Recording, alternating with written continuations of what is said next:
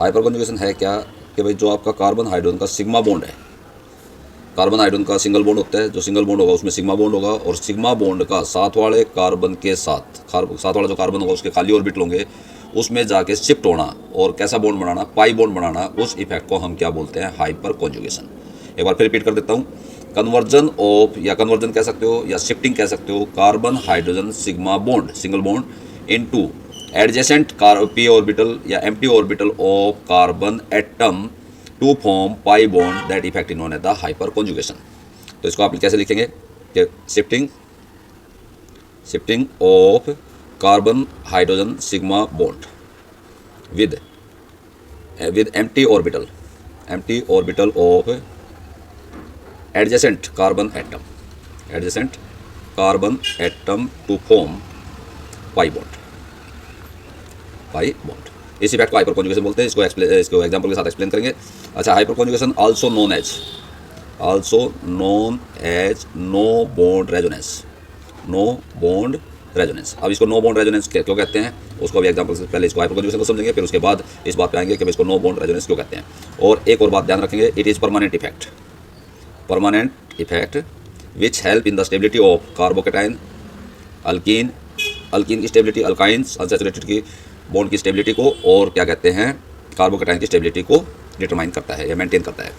अब for example जैसे आपके पास CH और H, यहाँ पे कार्बन डबल बॉन्ड है। लेट्स सपोज बाहर किसी स्पीशीज ने, इलेक्ट्रोफिलिक स्पीशीज ने इसे अटैक किया, कोई भी इलेक्ट्रोफिलिक है, पॉजिटिव चार्ज स्पीशीज को हम इलेक्ट्रोफिलिक बोलेंगे। तो ये जो पाई बॉन्ड है ये आपका मान लो इधर शिफ्ट हो गया, तो इस कार्बन पे कैसा चार्ज आ जाएगा? नेगेटिव आ जाएगा, या भी नहीं लिखना, और इस पे कैसा चार्ज आ जाएगा? पॉजिटिव। जो नेगेटिव है उस पर तो आपका इलेक्ट्रोफिलिक अटैक कर लेगा और बॉन्ड सिंगल रह जाएगा। तो क्या बनेगा? CH, यहाँ पे H, इस कार्बन पे कैसा बॉन्ड आ गया? पॉजिटिव चार्ज आ गया, और यहाँ पे आपका इस कार्बन पे किसने अटैक कर लिया? इलेक्ट्रोफिलिक ने। अब यहाँ तक जो इलेक्ट्रोफिलिक अटैक करता है, और जब इलेक्ट्रोफिलिक अटैक करता है और पाई बॉन्ड एक तरफ शिफ्ट होता है, तो उस इफेक्ट को हम बोलते हैं इलेक्ट्रोमेरिक इफेक्ट। लेकिन जब इस कार्बन पे कैसा चार्ज आ जाएगा? पॉजिटिव चार्ज आ जाएगा, तो ये कार्बोकेटाइन बन जाएगा। कार्बोकेटाइन बनेगा तो जो साथ वाला कार्बन है, इस पे कार्बन पे कैसा चार्ज है? पॉजिटिव चार्ज है, तो इस बॉन्ड को खिंचाव में लेकर आएगा, और जब इस बॉन्ड पे खिंचाव आएगा, पोलैरिटी आएगी, तो इस कार्बन पे पोलैरिटी आएगी, और कार्बन किसके इलेक्ट्रॉन खींचेगा? हाइड्रोजन के। जो कार्बन हाइड्रोजन का यहाँ पे जो बॉन्ड है वो सिंगल बॉन्ड है, ये सिग्मा बॉन्ड है, तो कार्बन हाइड्रोजन से इलेक्ट्रॉन अपनी तरफ अट्रैक्ट करेगा और इन बॉन्ड को यहाँ पे ले जाके किस में कन्वर्ट कर देगा? पाई बॉन्ड में। और जो कार्बन पे पॉजिटिव चार्ज था वो H पे आ जाएगा, तो अल्टीमेटली जो स्ट्रक्चर बनेगी वो इस तरह की बनेगी, CH2 रह जाएगा। यहाँ पे कैसा बॉन्ड बन गया? डबल बॉन्ड बन गया C, और इस पे C पे क्या था? इलेक्ट्रोफिलिक था, और साथ में क्या लिबरेट हो गया? H पॉजिटिव लिबरेट हो गया। अब आप ऑब्जर्व करेंगे कि भाई जो ये था, ये जो सिग्मा बॉन्ड था, ये सिग्मा बॉन्ड था जो वो यहाँ पे जाके कौन से बॉन्ड में कन्वर्ट हुआ? पाई बॉन्ड में कन्वर्ट हुआ। तो इस इफेक्ट को हम क्या बोलते हैं? हाइपर कॉन्जुगेशंस। तो हाइपर कॉन्जुगेशन को कैसे डिफाइन करूँगा कि भाई कार्बन हाइड्रोजन का जो सिग्मा बॉन्ड है, कार्बन हाइड्रोजन का ये जो सिग्मा बॉन्ड था, कार्बन हाइड्रोजन का सिग्मा बॉन्ड, और साथ वाले कार्बन के साथ जो ये वाला कार्बन था, इसके साथ कैसा बॉन्ड बना लेता है? वो पाई बॉन्ड बना लेता है। उस इफेक्ट को हम क्या बोलेंगे? Hyper conjugation. ठीक है। अब ये हाइपर कॉन्जुगेशन का जो मेनली क्वेश्चन आता है या तो डेफिनेशन आती है कि shifting of carbon hydrogen sigma bond into vacant या empty orbital of adjacent carbon atom to form pi bond, और that effect known as the hyperconjugation. ठीक है। उसके बाद ऑर्डर ऑफ हाइपर कॉन्जुगेशन पूछा जाता है कार्बोकेटाइन्स में। कार्बोकेटाइन में हाइपर कॉन्जुगेशन का ऑर्डर पूछा जाएगा, किसमें हाइपर कॉन्जुगेशन ज़्यादा होगी और किसमें कम होगी।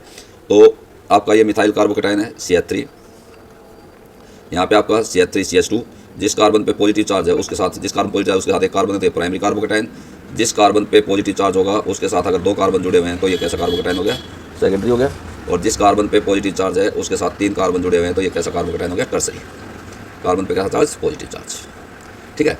अब आप चेक करो, जिस कार्बन पे पॉजिटिव चार्ज है, इस कार्बन पे पॉजिटिव चार्ज है, इसके साथ 3, एक कार्बन ये हो गया, एक कार्बन ये हो गया, और एक कार्बन यहाँ पे हो गया, और हर कार्बन पे 3 हाइड्रोजन है, तो तीनों हाइड्रोजन में से कोई सा भी बॉन्ड टूट के यहाँ पे किस में कन्वर्ट हो सकता है? पाई बॉन्ड में। तो यहाँ पे 9 संभावना है। इस कार्बन पे 3 हाइड्रोजन है, उनमें से कोई सा बॉन्ड टूट के यहाँ पे डबल बॉन्ड बना सकता है। इस कार्बन पे 3 हाइड्रोजन है, कोई सा भी डबल बॉन्ड बना सकता है। इस कार्बन पे 3 हाइड्रोजन है।